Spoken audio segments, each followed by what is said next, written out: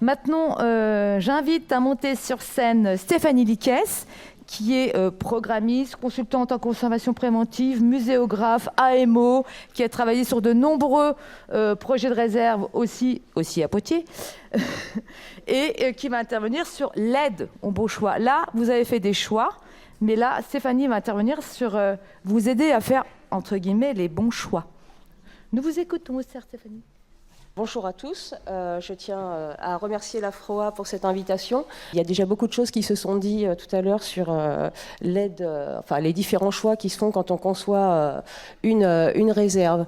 Je refais quand même un petit topo pour placer un petit peu le contexte aussi de la façon dont les choix en fait égrènent l'ensemble de la vie de la volonté de créer une réserve, puisqu'aujourd'hui on est focus sur les sujets de réserve.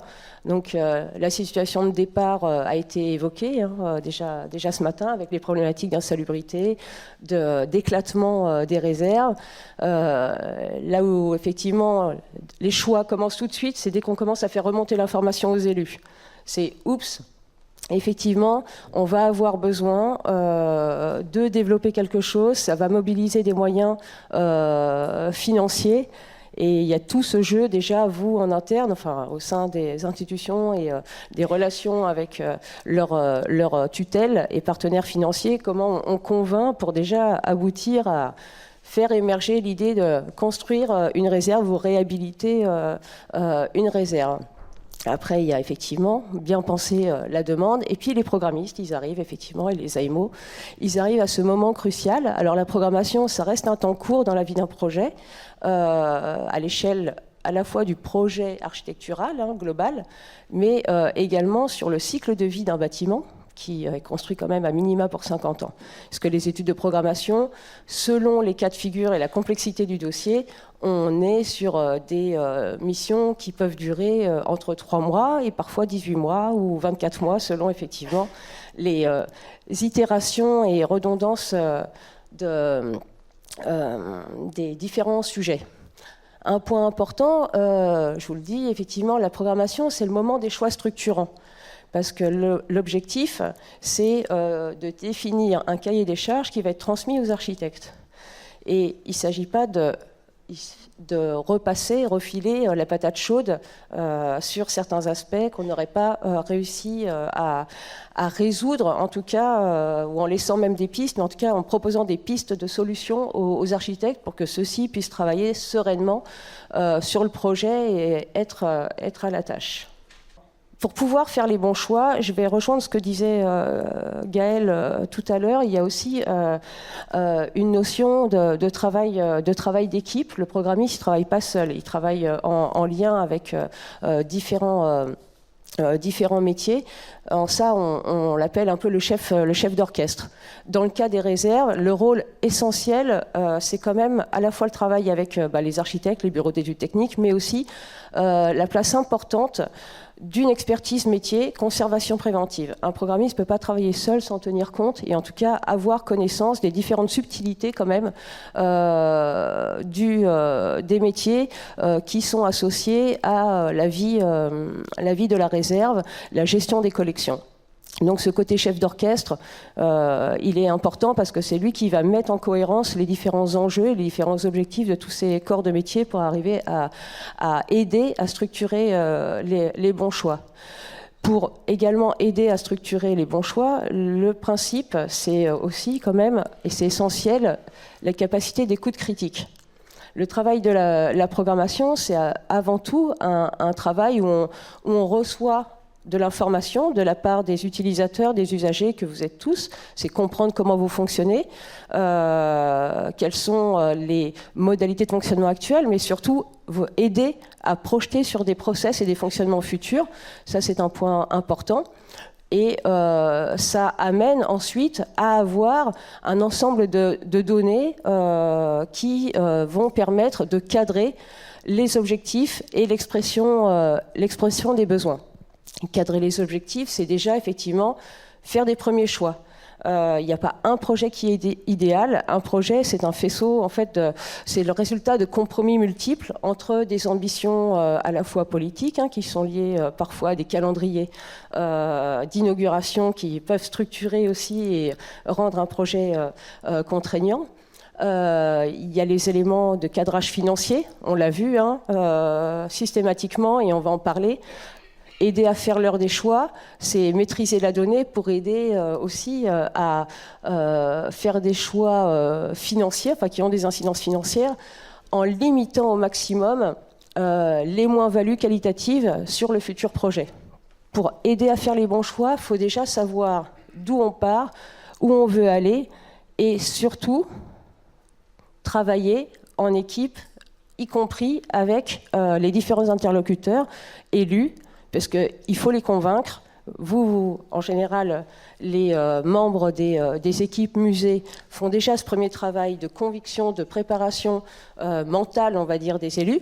Mais le rôle aussi des équipes de programmation et des AMO, c'est d'aller encore plus loin. Et parfois, même notre rôle, c'est d'être votre porte-parole, puisqu'il n'y a parfois pas de réelle écoute des besoins de vos métiers, et en tout cas la prise en compte de l'intérêt surtout de créer une réserve et de dépenser X millions d'euros dans la conception et la création d'une réserve. Donc on est à l'interface de ces différents acteurs et on a ce rôle aussi de médiateur. Je dis on, et j'ai mis équipe de programmation, c'est important parce que, je vous le disais, le programmiste, chef d'orchestre, et pour faire les choix, il doit travailler avec tous ses métiers. Alors, selon les cas de figure et la complexité du dossier, à minima, il y a les corps de métier, les compétences qui sont mentionnées en verte, mais ensuite, on peut avoir en complément d'autres corps de métier de type logisticien, un peu spécialisé pour gérer certains aspects, et conservateur-restaurateur. Par contre, j'insiste énormément sur le binôme, le duo de compétences qui est essentiel en intégrant au sein de l'équipe de programmation des préventeurs. Pourquoi ? Parce qu'effectivement, cette compétence permet de compléter la compétence qui est interne aux équipes pour lesquelles on travaille et qui permet aussi de bien maîtriser certains enjeux. Parfois, il y a des sachants au sein des différents musées. Dans d'autres cas, on est sur des petites équipes qui n'ont pas forcément l'ensemble des connaissances sur les différents sujets qui ont été évoqués à la table ronde particulièrement, et qui n'ont pas nécessairement le temps d'aller collecter de l'information comme vous avez pu le faire, ce que vous disiez tout à l'heure. Alors, rapidement, un programme pour ceux qui sont dedans, ou qui l'ont vécu, ou qui vont le vivre. C'est à peu près toujours la même chose d'un point de vue, du résultat final en termes de production littéraire, puisqu'il y a un cadre quand même qui est mis en place pour que les architectes puissent s'y retrouver. Le programme, c'est vraiment l'expression de la commande. Donc, on a à la fois déjà l'organisation de la mission, c'est des mots que vous avez déjà entendus là ce matin, entre les phases de diagnostic, les phases de faisabilité qui arrivent à la fin au programme architectural. La phase cruciale, c'est la phase de faisabilité, c'est celle où vraiment se font tous les choix structurants. On le voit, l'enjeu du programme, c'est de travailler avec les équipes pour définir l'ensemble des fonctions et l'organisation. Donc, le choix, l'arbitrage des flux principaux qui tient compte aussi de la densité des mouvements de vos activités, les regroupements des différentes réserves, effectivement, les sujets que vous avez abordés. Est-ce qu'on peut regrouper par ambiance climatique pour simplifier le fonctionnement aussi du musée d'un point de vue de la maintenance et du coup des coûts générés de façon globale. Le rôle aussi de la prise en compte des différentes volumétries des réserves, et du coup tout l'enjeu de cette phase-là, c'est justement de pouvoir vous aider à structurer les espaces liés au stockage, magasin, et aussi aider à proposer des natures d'espaces qui correspondent aux fonctions de support que Ludovic évoquait, à la fois pour le travail sur les collections, mais travail de consultation, travail scientifique, mais toutes les opérations dites plutôt traitement physique et matériel sur les collections, et dans certains cas, approche de traitement plus curatif, etc. Ensuite, le fameux tableau de surface, qui en fait décline l'ensemble de ces éléments. Pour arriver au tableau de surface, on a toute une étape en fait qui permet de définir ces éléments-là.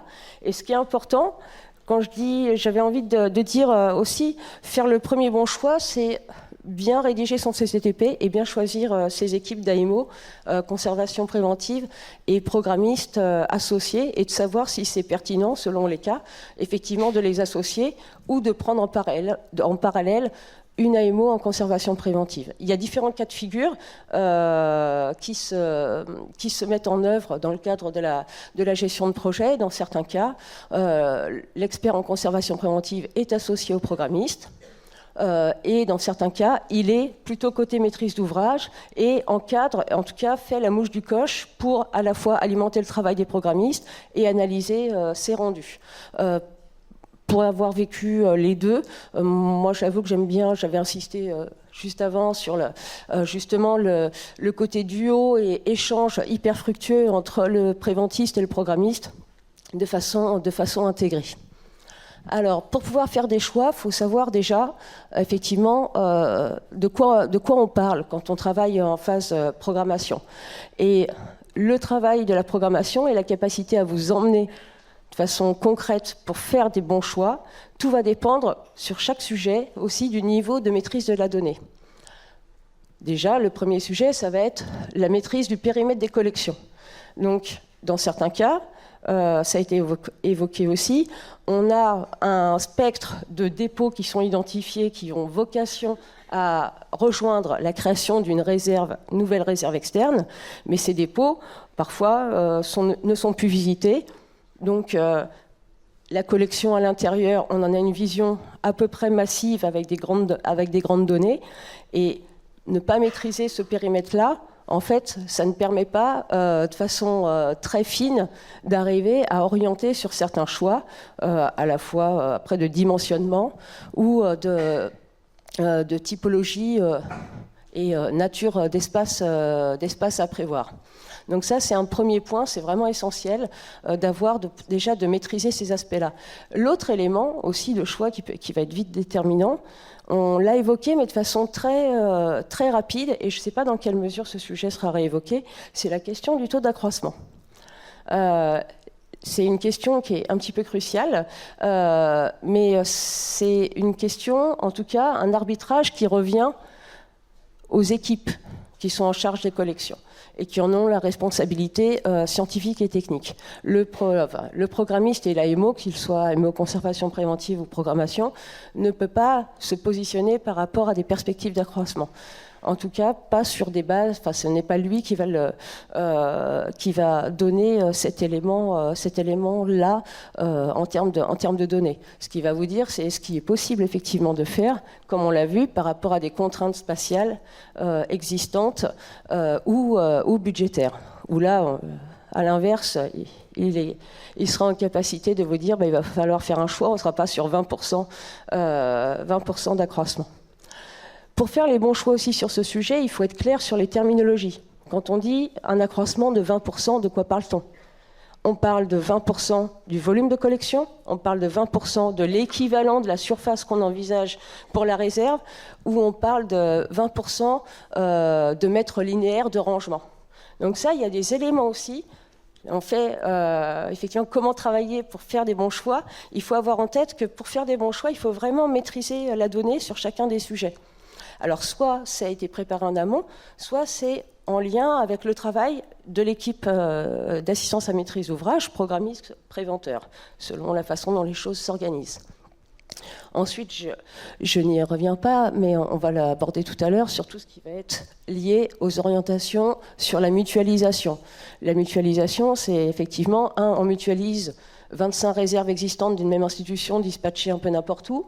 Ça, c'est le niveau, j'allais dire, basique de la mutualisation déjà des dépôts existants pour une structure, ou effectivement tout ce qui va être lié aux mutualisations de différentes institutions au sein d'une collectivité, quelle que soit sa dimension, ou d'un regroupement même de collectivités, ou de même départements différents pour les très grands musées qui ont plusieurs départements.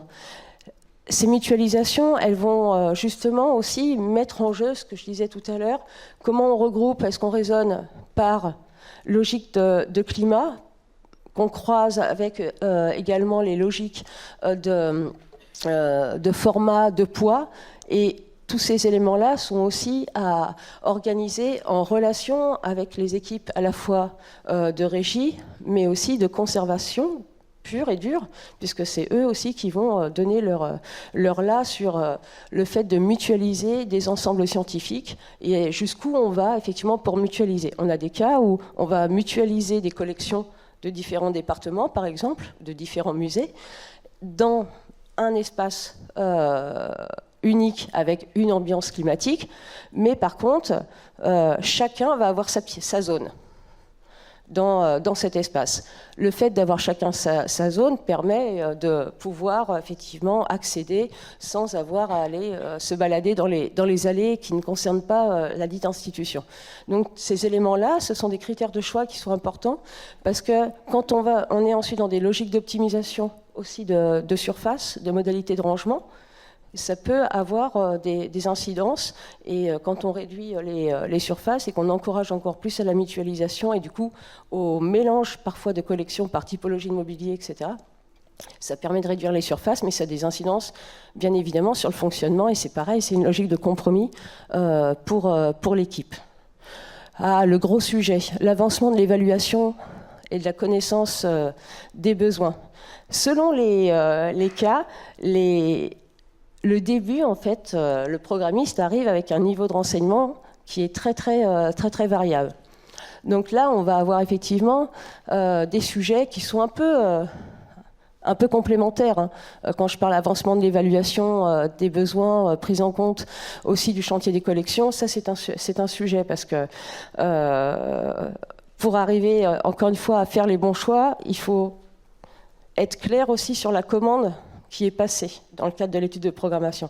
Est-ce qu'elle intègre une phase d'étude des collections, d'étude volumétrique des collections, ou est-ce qu'elle va reposer sur une étude qui a été réalisée au préalable? Et ça, c'est assez important, parce que ça permet aussi de bien cadrer la façon dont le programmiste va être capable de vous amener à faire les choix. S'il maîtrise la donnée totalement, il va être en capacité, après, au moment des études de faisabilité, de bidouiller les données, de tirer un fil, d'appuyer sur une touche pour dire, comme vous l'avez dit, on a joué sur l'augmentation de la hauteur des mobiliers, ça nous a fait gagner 70 cm de hauteur, tant de mètres linéaires de rangement, et finalement, à espace constant, on a quand même intégré X années d'accroissement. Donc ça, c'est un sujet, puisqu'effectivement, ensuite, les critères de choix vont pouvoir se mettre en œuvre. C'est aussi savoir si les bilans d'évaluation volumétrique tiennent compte aussi du futur redéploiement. C'est toujours se projeter. On ne les prend pas à un instant T. Il faut être capable d'imaginer à chaque fois le futur et de voir si, pour jouer sur la programmation et les études de faisabilité, il y a des marges de manœuvre sur les perspectives de redéploiement en termes de type de conditionnement, etc. Donc c'est là où effectivement, pour pouvoir faire des critères aussi de choix, aider à faire des choix, on doit dialoguer et en tout cas savoir très vite qui de nous tous travaille en fait. Est-ce que c'est à la charge du programmiste? Est-ce que c'est à la charge d'une AMO complémentaire et de faire fusionner les tempos en termes d'études, ou est-ce que c'est en interne que c'est réglé? Donc, c'est des sujets là que vous avez déjà évoqués tout à l'heure, mais c'était un peu, effectivement, les grandes questions sur aussi les fondements initiaux déjà de la création d'une réserve. et je vais insister aussi, puisque c'est un élément qu'on a évoqué, c'est sur le choix du site. Le choix du site, c'est un élément clé quand même aussi de la situation. Donc on est tributaire, dans certains cas, effectivement, de bâtiments existants, donc qui génèrent un certain nombre de problématiques. Et quand on dit faire des choix, comment aider à faire des choix, c'est pas toujours le cas. En fait, c'est comment aussi rendre compatibles les choix antérieurs avec un projet. Et du coup, ça amène nécessairement à des renoncements. Quand on a un site existant qui est contraint en termes de charge au sol, ça veut dire qu'effectivement, on a une capacité à l'aménager qui est moindre. Et du coup, dans le cadre de l'étude de programmation, il faut avoir une vision globale. On ne travaille pas uniquement en disant au maître d'ouvrage et à l'élu, le projet, c'est tant de mètres carrés et tant financièrement. C'est le projet, dans son contexte, avec les contraintes qui sont identifiées, effectivement, sur ce site, c'est tant de mètres carrés, tant, mais comme on ne peut pas intégrer tel et tel élément de la collection qui faisait pourtant partie du périmètre, c'est en plus X surface ailleurs maintenue à faire fonctionner par vos équipes. Évidemment, le premier élément de choix aussi qui intervient, c'est la qualité du site, à la fois se mettre en dehors de tout risque majeur, en tout cas de pouvoir gérer ces éléments-là, puisqu'on ne va pas placer les 90% de la collection d'une institution dans un endroit à risque. Un sujet qui est assez essentiel quand on parle de réserve. C'est toujours un peu dur de le réduire à ça, mais ça reste quand même un facteur important. C'est la question du mobilier. Là encore, c'est un sujet à part entière. Quand on parle des réserves, en général, on est entre 75 et 80% de surfaces qui sont dédiées aux magasins stricto sensu. Donc les magasins stricto sensu, le dimensionnement, je l'ai dit, on a effectivement ces choix qui sont faits par rapport au périmètre de la collection, aux modalités de redéploiement et comment on l'anticipe avec des coefficients qui s'appliquent aux volumétries ou aux métries linéaires selon les futurs conditionnements, etc. Et ensuite, le choix du mobilier. L'aide au choix du mobilier, il se fait conjointement, évidemment, avec les équipes. Vous l'avez évoqué lors de la table ronde, l'enjeu, c'est à la fois de tenir compte des modalités de fonctionnement et des capacités de chaque équipe. On a des sujets, des projets où on est capable de monter à 5,20 mètres de rangement, mais ça demande certains matériels, ça demande un mode de fonctionnement spécifique du coup et une formation des agents, ça c'est le premier point, mais ça ne demande pas uniquement ça. Monter à 5,20 mètres de chargement, ça demande je le disais, des engins de manutention qui ont une incidence réelle aussi sur la capacité de la dalle. Du coup, c'est possible dans certains cas, ça ne l'est pas de façon généralisée. Il n'y a pas un projet qui se ressemble et c'est pour ça qu'effectivement, quand on a des velléités à monter pour réduire les surfaces, il faut être capable effectivement d'anticiper sur ces sujets-là. J'ai fait une petite superwoman en pensant à Nathalie spécifiquement et aux réserves art graphique de Poitiers, qui, effectivement, pour des raisons, à un moment du projet, une velléité à réduire le coût, donc mécaniquement on réduit la surface, une petite règle de 3, parce que les élus, en tout cas les décideurs politiques et financiers, souvent ont cette petite manie. Un programme, c'est forcément une règle de 3, j'ai tant de mètres carrés, c'est 10 millions, pof, pof, pof, j'en enlève 300. Économie instantanée de 3 millions d'euros. Donc il y a beaucoup de pédagogie, c'est pour ça que je disais tout à l'heure, le rôle du programmiste, c'est aussi de faire beaucoup de pédagogie sur ce qu'est la réalité d'un coût de projet et qu'on ne fait pas des règles de 3. Enfin bref, sur ce petit épisode, moralité, on réduit, du coup on monte, mais on monte et le fait de monter, ça ne s'applique pas effectivement à toutes... c'est pas possible, en tout cas c'est pas imaginable pour n'importe quel type de collection et des boîtes... d'art graphique de 80 de large à manipuler à 4,50 m, c'est pas si simple que ça. Donc il y a d'autres raisonnements aussi à avoir. La hauteur, pourquoi pas, mais à chaque fois, effectivement, le dialogue avec les équipes doit s'instaurer pour pouvoir tenir compte aussi de leur mode de fonctionnement et voir comment on peut optimiser les choses. En termes d'optimisation, puisque la surface c'est le nerf de la guerre, une surface construite 1 mètre carré, ça a un coût au moment de la construction, mais ça a aussi un coût en termes de maintenance-gestion. Et encore une fois, on parle à minima sur 50 ans. Et je ne parle même pas encore du coût environnemental de toute cette petite histoire, qui est maintenant, je le rappelle, une obligation réglementaire, puisque la RE 2020 s'applique à toute construction neuve. Et quand on est sur des constructions de réhabilitation, il y a une réglementation qui n'est pas nécessairement la RE 2020, mais qui est quand même pas très éloignée en termes de performance, donc, et d'objectifs et de cibles environnementales. Donc, oui, voilà, bon, ça c'était effectivement sur les aspects qui sont liés aux différentes problématiques de mobilier.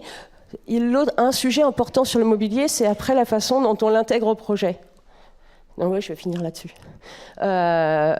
C'est toujours un grand sujet, c'est est-ce que le mobilier, on l'intègre après dans le projet de maîtrise d'œuvre, ou est-ce que vous le gardez en propre pour pouvoir aménager un peu de façon plus libre a posteriori.